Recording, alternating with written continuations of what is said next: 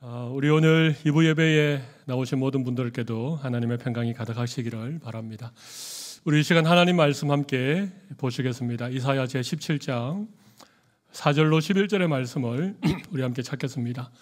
이사야 17장 4절로 11절 말씀을 한 절씩 교독하겠습니다. 그날에 야곱의 영광이 죄하고 그의 살찐 몸이 파리하리니 마치 추수하는 자가 곡식을 거두어 가지고 그의 손으로 이삭을 벤 것 같고 러바임 골짜기에서 이삭을 주운 것 같으리라. 그러나 그 안에 주운 것이 남으리니 감람나무를 흔들 때에 가장 높은 가지 꼭대기에 과일 2-3개가 남음 같겠고 무성한 나무에 가장 먼 가지에 4-5개가 남음 같으니라. 이스라엘의 하나님 여호와의 말씀이니라. 그날에 사람이 자기를 지으신 이를 바라보겠으며 그의 눈이 이스라엘의 거룩하신 이를 뵙겠고 자기 손으로 만든 제단을 바라보지 아니하며 자기 손가락으로 지은 아세라나 태양상을 보지 아니할 것이며 그날에 그 견고한 성읍들이 옛적에 이스라엘 자손 앞에서 버림받은 수풀 속의 처소와 작은 산 꼭대기의 처소 같아서 황폐하리니 이는 내가 내 구원의 하나님을 잊어버리며 내 능력의 반석을 마음에 두지 아니한 까닭이라. 그러므로 내가 기뻐하는 나무를 심으며 이방의 나무까지도 이종하는도다. 내가 심는 날에 울타리를 두르고 아침에 내 씨가 잘 발육하도록 하였으나 근심과 심한 슬픔의 날에 농작물이 없어지리라. 아멘. 우리 오늘 예배하는 모든 성도들의 심령 가운데 하나님의 평강을 더하여 주시기를 바랍니다. 우리 옆에 계신 분들에게 하나님의 평강이 가득하시기 바랍니다. 서로 한번 축복하겠습니다. 네. 제가 매주일 설교를 시작하면서 하나님의 평강을 여러분에게 구하고 또 우리 서로 축복을 하나님의 평강을 서로 축복합니다. 어떻습니까, 여러분? 하나님의 평강이 여러분의 마음에 이렇게 들어오게 된다는 것을 좀 느끼십니까? 네. 늘 매주 하는 상투적인 인사말이라고 생각하십니까? 아니면 하나님의 정말 평강이 우리의 마음에 이렇게 새롭게 회복되어지는 그런 은혜를 여러분 누리십니까?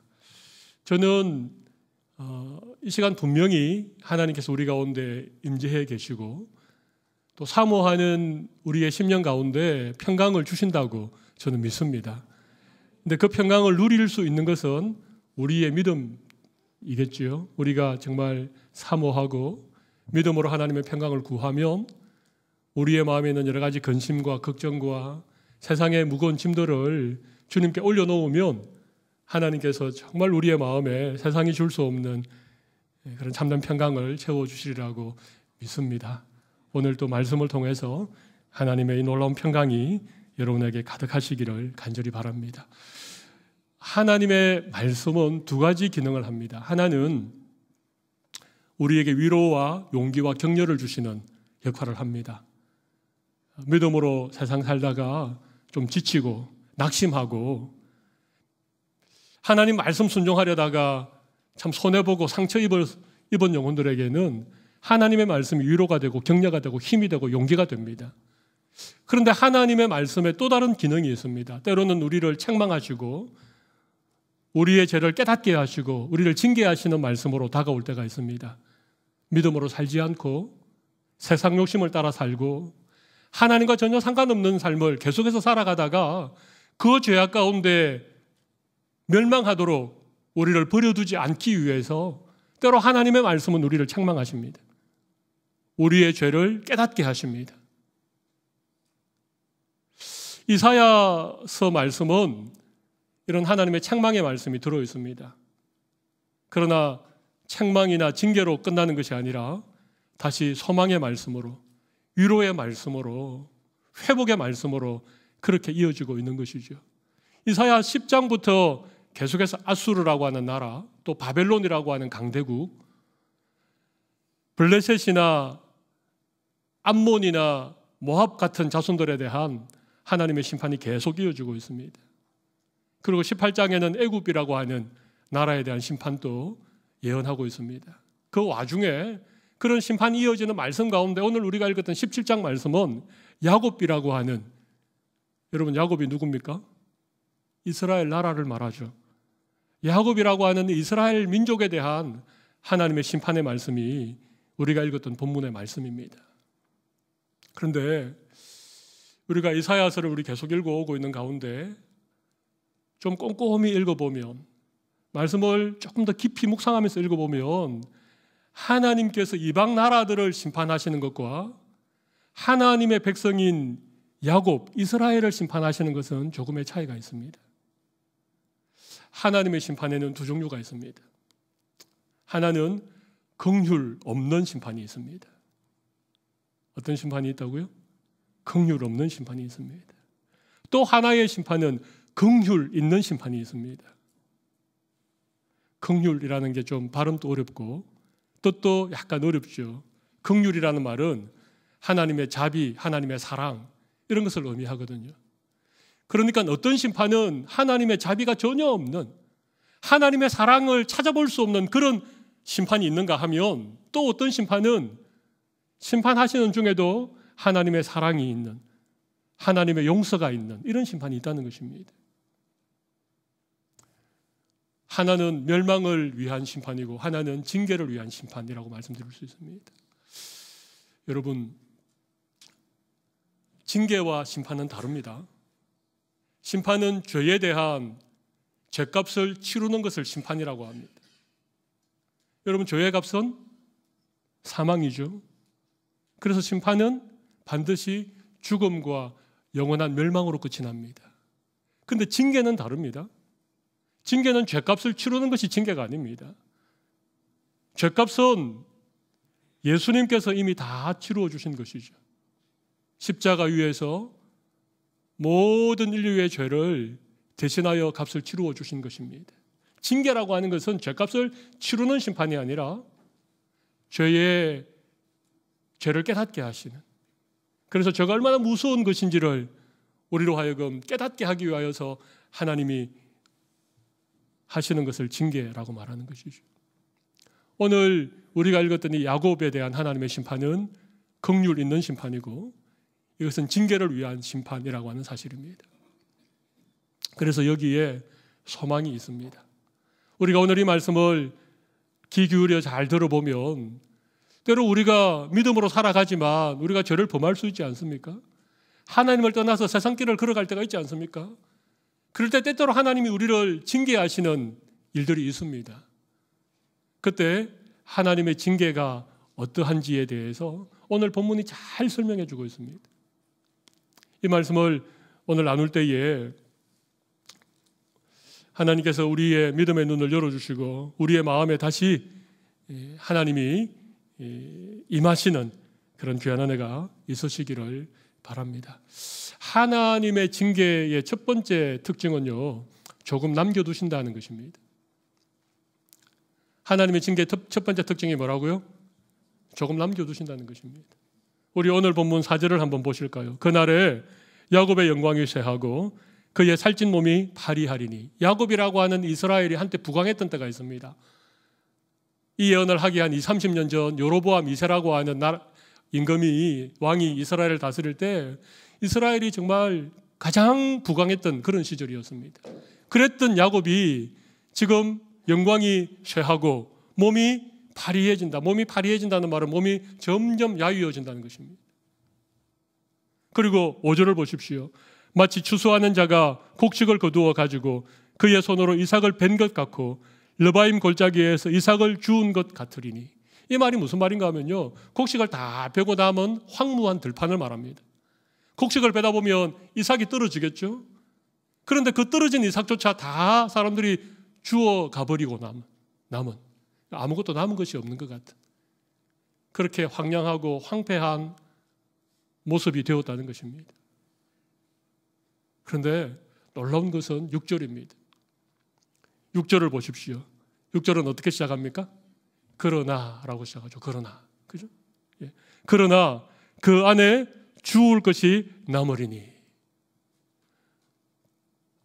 야곱의 영광이 점점 쇠하여져 가고 그의 몸이 파리해져 가고 마치 추수를 하고 나서 황무한, 황폐한 그런 들판 같은 그런 상황 가운데에서도 하나님은 그러나 그렇게 말씀하시는 것입니다.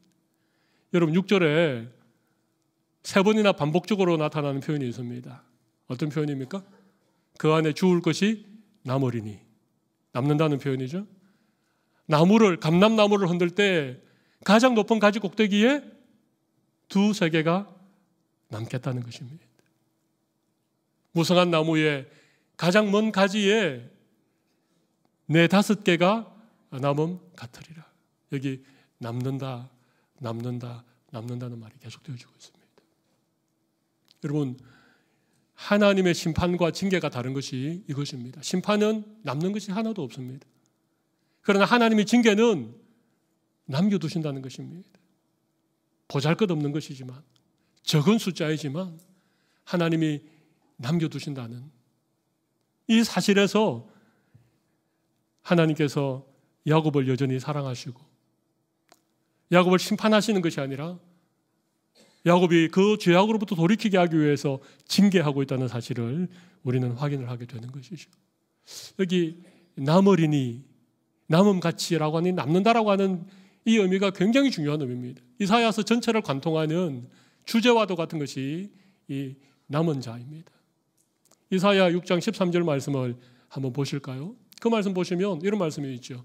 그 중에 10분의 1이 아직 남아있을지라도 이것도 황폐하게 될 것이나 밤나무와 상수리나무가 배임을 당하여도 그 그루터기는 남아있는 것 같이, 여기 보십시오. 그 그루터기가 남아있는 것 같이 거룩한 씨가 이 땅에 그루터기니라 하시더라. 밤나무, 상수리나무가 다 배임을 당하고 그런 상황 가운데 그루터기가 남아있는 것처럼 이 그루터기가 이 땅에 남아있는 거룩한 씨앗이라고 하는 것입니다. 이 그루터기를 통해서, 이 남아있는 씨앗을 통해서 하나님은 계속해서 하나님의 구원의 역사를 펼쳐가신다는 것입니다. 어떤 면에서 하나님의 백성들인 우리는 이 땅에 남은 자들이라고 말씀드릴 수 있습니다. 많은 숫자는 아니지만, 비록 소수이지만, 보잘것없어 보이지만 이 땅에 거룩한 씨앗이 되는, 이 땅에 다시 구원의 소망을 이어가는 이 땅에 남은 자들, 그들이 바로 우리들이라고 하는 사실이죠. 하나님은 야곱을 징계하실 때에 모든 것이 다 황폐해진 것 같은, 땅에 떨어진 나달조차도 없는 것 같은 그런 상황이지만 하나님은 여전히 주울 것을 남겨두시고 가지 꼭대기에 2-3개를 남겨두시고 먼 가지 끝에 4-개를 남겨두시는 것이 하나님의 징계의 모습이라고 하는 것입니다.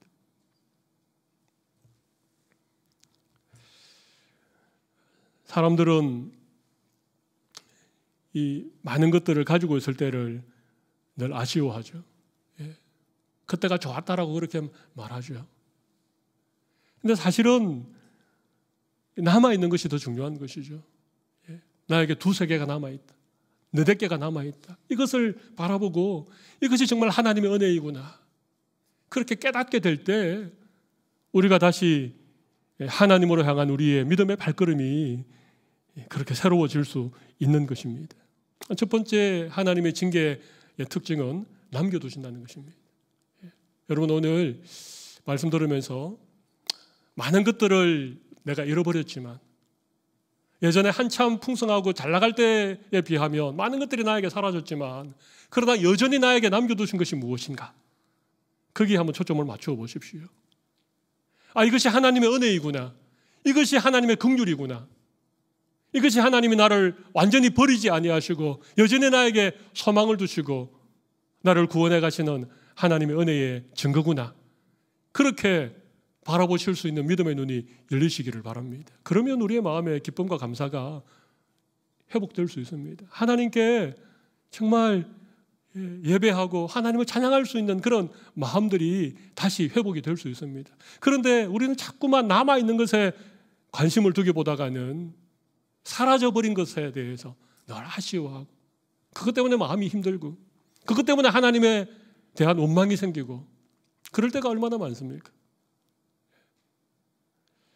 두 번째, 하나님께서 야곱을 징계하실 때 보여주시는 특징은 우리가 읽었던 본문 7절, 8절을 통해서 찾아볼 수 있는데요. 그것은 남겨두시는 하나님이라고 하는 것입니다.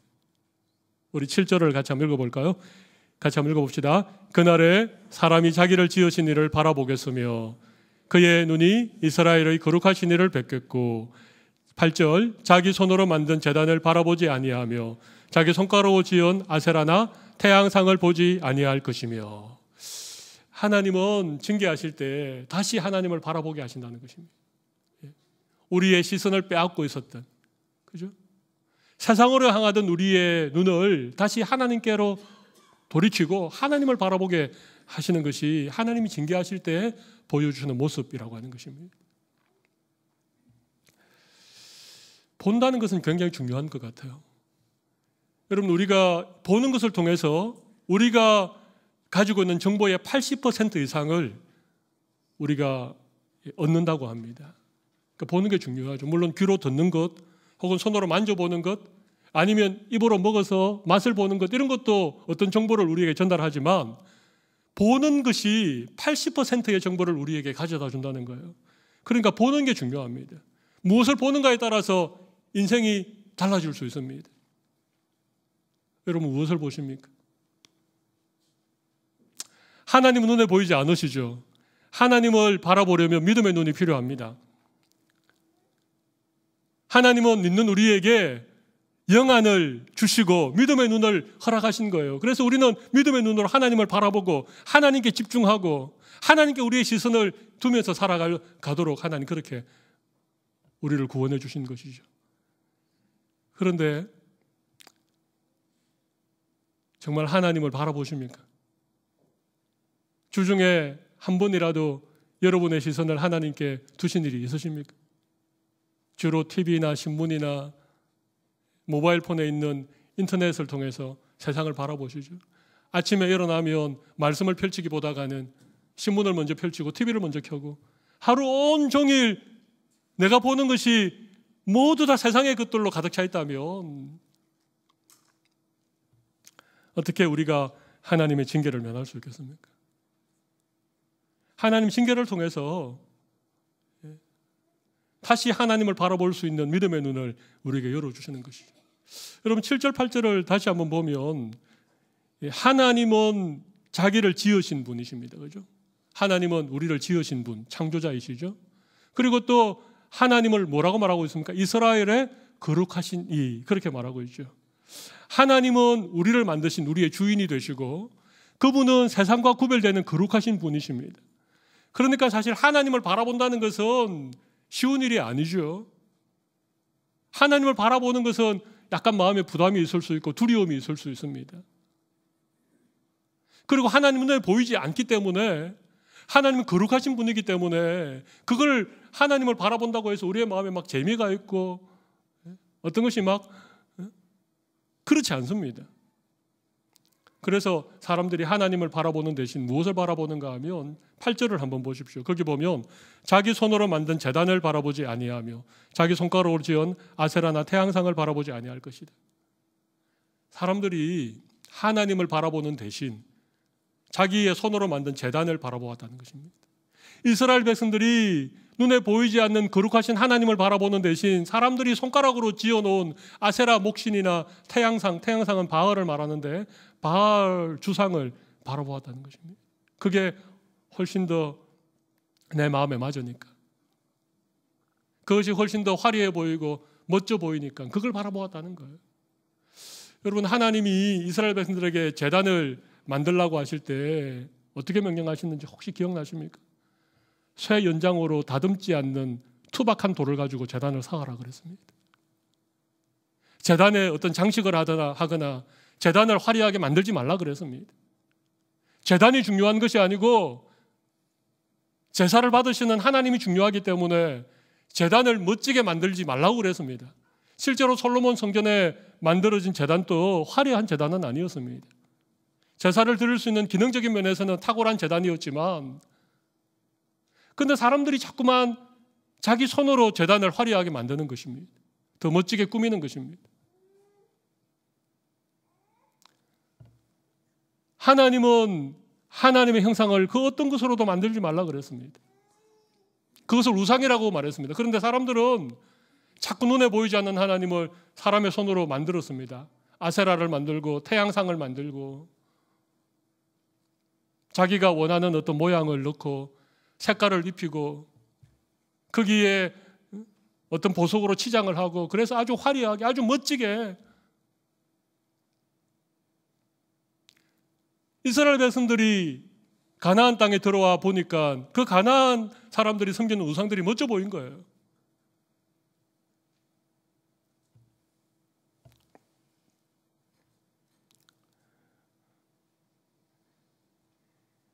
여러분, 이게 세상에 있는 것들이죠. 그죠? 우리의 눈을 빼앗는, 우리의 시선을 빼앗는 화려한 것들, 내 마음에 쏙 드는 어떤 그런 모델들, 어떤 새로 나온 어떤 그런 신형 어떤 그런 어떤 제품들,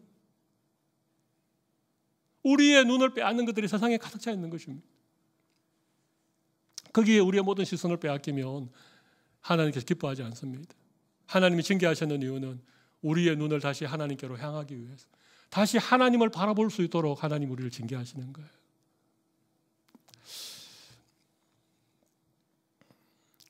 여러분, 우리는 종교개혁의 후예들이죠. 그죠? 우리 교회를 개신교회라고 하는 것은 아주 부패하고 타락한 로마 천주교에서부터 종교개혁을 통해서 새롭게 시작한 이 개혁, 개신교회, 우리는 이런 믿음을 가지고 있지 않습니까? 여러분, 종교개혁이라고 하는 게 다른 게 아닙니다. 눈에 보이지 않는 하나님을 온갖 형상으로 만들었죠. 성상을 만들고 화려한 성화를 걸고 제단을 꾸미고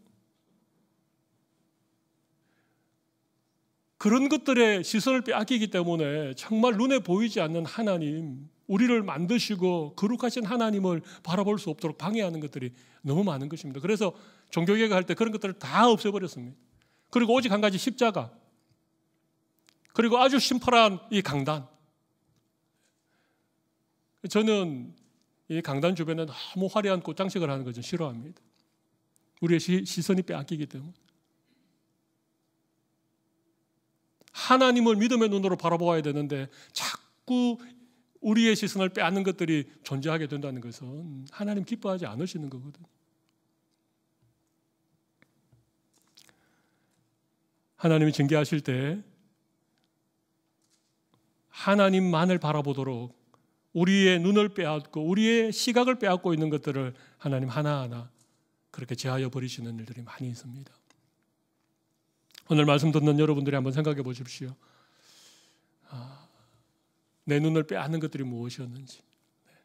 그리고 이번 한 주간만큼이라도 다시 여러분 믿음의 눈을 들어서 우리를 지으시고 거룩하신 하나님을 바라보는 귀한 은혜가 회복되시기를 간절히 바랍니다. 하나님 바라보면 우리의 마음이 흩어지지 않을 수 있습니다. 하나님을 잘 바라보고 걸어가면 우리가 끝까지 이 믿음의 길을 승리하면서 걸어갈 수 있습니다. 근데 하나님을 향한 시선이 빼앗겨버리면 우리 아주 흔들립니다. 그리고 헷갈립니다. 마음에 드는 것들에 우리의 마음을 자꾸 두다 보면, 그래서 하나님께서 그 다음 하나님의 백성들을 징계하실 때 없어지게 하시는 하나님이라는 거예요. 세 번째 주제는요, 없어지게 하시는. 오늘 주제가 좀 재밌죠, 그죠? 조금 남겨두시는 하나님. 그 다음에 바라보게 하시는 하나님. 마지막은요, 없어지게 하시는 하나님. 오늘 본문 9절, 10절, 11절 말씀을 보십시오. 거기 보면 그날에 그 견고한 성읍들이 옛적에 이스라엘 자손 앞에서 버림받은 숲풀 속의 초소와 작은 산 꼭대기의 초소 같아서 황폐하리니. 이 말씀은요, 옛날에 이스라엘이 가나안을 정복할 때 가나안 땅에 살았던 여러 성읍들이, 여러 초소들이 다 이렇게 황폐해진 것처럼 지금 이 이스라엘을 징계하실 때 그 화려했던 성읍들이, 그 대단했던 도시들이 황폐해지게 된다는 것입니다. 그리고 10절을 보십시오. 왜 황폐해졌습니까? 이는 내가 내 구원의 하나님을 잊어버리며 내 능력의 반석을 마음에 두지 아니한 까닭이라. 하나님을 마음에 두지 않았기 때문에 그 성읍들이 그렇게 황폐하게 하나님의 징계를 받았다는 것이죠. 그러므로 내가 기뻐하는 나무를 심으며 이방의 나무까지도 이종하는도다. 11절 내가 심는 날에 울타리를 두르고 아침에 내 씨가 잘 발육하도록 하였으나 근심과 심한 슬픔의 날에 농작물이 없어지리라. 여러분, 이 말씀이 조금 해석이 필요하겠죠. 예. 지금 이스라엘이 황폐해진 이유는 구원의 하나님을 마음에 두지 아니하고 능력의 반석이 되시는 하나님을 마음에 두지 않았기 때문인데, 하나님께서 마음에 계시지 않으니까 어떻게 합니까? 10절을 보면 그러므로 내가 기뻐하는 나무를 심으며 이방의 나무까지도 이종한다는 말은 옮겨 심는다는 말이죠. 그러니까 자꾸만 내 마음에 어떤 기뻐하는 것들을 계속 마음에다가 옮겨 심는다는 것입니다. 이방의 나무까지도 옮겨 심는다는 것입니다. 그리고 11절 보면 울타리를 만든다고 했죠. 이 옮겨놓은 나무가 잘 자라도록 튼튼한 울타리를 만들고 싸나운 짐승들이 나무를 짓밟지 못하도록, 그리고 아침에 내 씨가 잘 발육되도록 하였으나, 여기 아침은 이른 아침입니다. 그렇죠? 아침 일찍부터 일어나서 물도 주고 그름도 주고 잡초도 뽑아주고 나무가 잘 자라도록 온갖 정성을 다 기울였는데 어떻게 됩니까? 그렇지만 근심과 심한 슬픔의 날에 농작물이 없어진다는 것입니다. 그 옮겨오는 나무가 열매를 맺었습니까?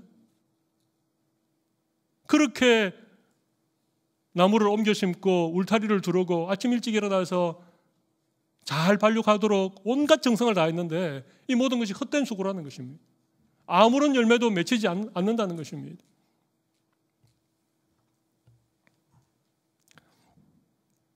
왜 사람들이 이렇게 할까요? 왜 이방의 나무들을 옮겨 심고 기뻐하는 나무를 마음속에 심고 울타리를 만들고 온갖 수고를 다 기울일까요? 마음이 허하니까 그런 거예요. 마음이 허하니까. 구원의 하나님이 내 마음에 계시지 않기 때문에. 여기 보십시오. 능력의 반석이라고 표현하고 있죠. 10절 말씀 보면 내 능력의 반석을 마음에 두지 않은 까닭이라는 것입니다. 우리의 힘과 우리의 든든한 반석은 하나님이신데 그 하나님이 내 마음에 계시지 않으니까 늘 우리의 마음이 채워지지 않는 것입니다. 그래서 세상 사람들이 추구하는 것들을 우리도 추구하게 되죠. 그죠? 여기 말하는 기뻐하는 나무, 이방의 나무까지, 이게 뭘 의미하겠습니까? 세상 사람들이 추구하는 그런 것 말하는 것 아니겠습니까? 열심히 공부하고 좋은 대학 가고 좋은 직장, 멋진 사람과 결혼하고 이게 나쁜 건 아닙니다. 근데 만약에 우리 마음에 하나님이 계시지 않는다면 그런 모든 우리의 노력들이 다 헛되다는 것입니다. 참된 기쁨도 참된 만족도 진정한 열매도 맺힐 수가 없다는 것입니다.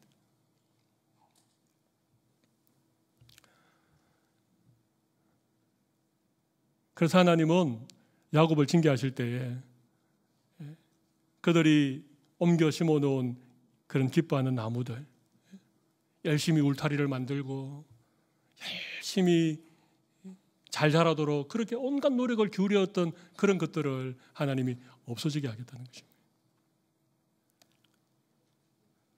그제서야 하나님 밖에 없으시구나. 다시 마음에 하나님께서 정말 능력의 반석으로 그렇게 찾아오시게 되는 것이죠.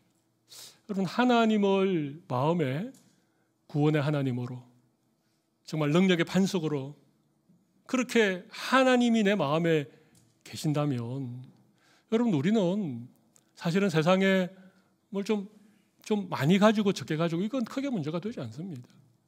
하나님이 든든한 반석처럼 내 마음에 계신데 내 마음이 하나님 위에 든든히 있으면 여러분 좀 더 가지고 가지지 못한 게 뭐가 중요하겠습니까?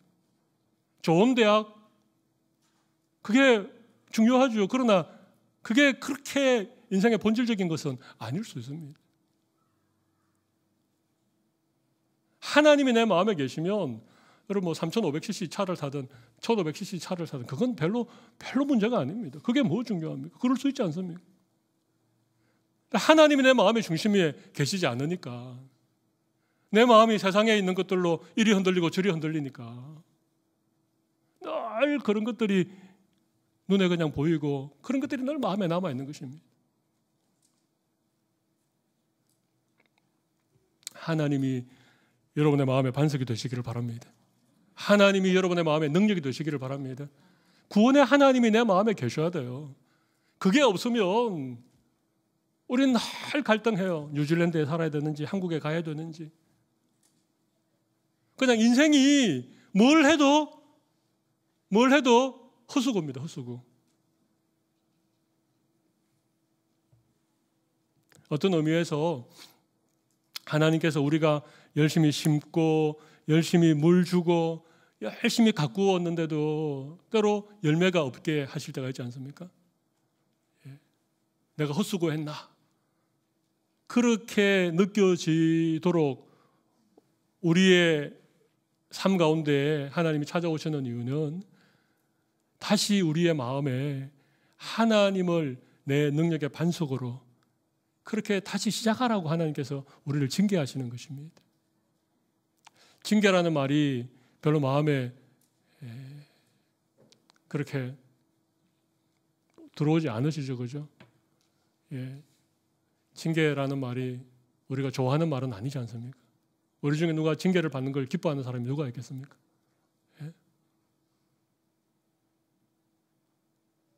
그렇지만 하나님은 살아계십니다. 그리고 오늘도 우리의 삶을 주관하고 계십니다. 하나님이 우리를 사랑하시기 때문에 하나님의 독생자를 이 땅에 보내셨습니다. 그리고 그 아들을 우리를 위해 죽게 하신 분이십니다. 그만큼 우리를 사랑하시고 우리의 인생을 관심 있게 지켜보시고 어떻게 하든지 우리가 이 땅에서 믿음으로 잘 살아서 하나님의 나라에 오는 것을 하나님 정말 기뻐하십니다. 그렇기 위해서 우리가 죄 가운데 멸망당하지 않도록, 영원한 심판을 당하지 않도록 하나님이 끊임없이 우리에게 말씀으로 찾아와 주시고 때로는 징계하시면서까지 우리를 믿음의 길로 이끌어가고 계신 것입니다. 그런 의미에서 징계는 나쁜 것이 아닙니다. 이방 나라를 심판하시는 것과 하나님의 백성들을 징계하는 것은 엄연히 다른, 전혀 다른 그런 개념의 말씀입니다. 하나님이 징계를 두려워하지 마십시오. 하나님이 징계하실 때 그것을 달게 받으십시오. 그리고 하나님이 징계하실 때 우리가 생각하실 세 가지가 있습니다. 하나는 하나님이 반드시 남겨두신다는 것입니다. 반드시 남겨두십니다. 또 하나는 우리의 시선을 하나님을 바라볼 수 있도록 하나님께 믿음의 초점을 맞추도록 하십니다. 그리고 우리가 이 땅에서 헛된 것을 추구하고 헛된 삶을 살아가는 것들을 없게 하십니다. 사라져버리게 하십니다. 그리고 다시 우리의 마음에 우리의 능력의 반석이 되시는 하나님을 다시 모시도록 그렇게 우리를 징계하시는 것입니다. 오늘 이사야서의 말씀은 야곱을, 하나님이 이스라엘 백성으로 부르셨던 이 야곱을 어떻게 징계하시는지, 징계하시는 하나님의 모습들을 우리가 함께 살펴보았습니다. 이것을 아는 것과 이것을 모르는 것은 굉장히 차이가 있습니다. 이것을 모르면 징계받을 때에 하나님을 원망하게 되고 하나님을 떠나게 되고 오히려 그 징계를 통해서 우리는 더 떨어지게 되어집니다. 그러나 하나님이 징계하시는 모습을 우리가 알면 이것이 하나님의 징계이구나라고 생각하면 빨리 우리의 믿음의 시선을 주님께로 돌이키고 우리의 마음에 다시 하나님으로 그렇게 가득 차게 할 수 있습니다. 제가 오늘 설교를 마무리하면서 오늘 설교를 이렇게 한 문장으로 요약을 해보았습니다. 오늘 앞에 들은 말씀을 다 기억 못해도 이 한 문장만 기억하시면 되겠습니다. 받았을 준비를 하시는 분들에게 더 큰 은혜가 있으시길 바랍니다. 진짜는 남기고 가짜는 없어지게 하셔서 하나님만 바라보게 하신다. 이게 오늘 설교의 주제입니다. 뭐라고요? 진짜는 남기고 가짜는 없어지게 하셔서 하나님만 바라보게 하신다. 우리 하나님만 바라보면 우리 반드시 믿음으로 승리할 수 있습니다. 그리고 어떤 상황 속에서도 우리 하나님 때문에 기뻐하고 감사할 수 있습니다. 어떤 환경이 주어져도 우리 흔들리지 않고 반석되시는 능력의 하나님 의지하고 우리가 끝까지 승리할 수 있으리라고 믿습니다. 이런 은혜가 우리 모두에게 있으시기를 바랍니다. 우리 잠깐 기도하도록 하겠습니다.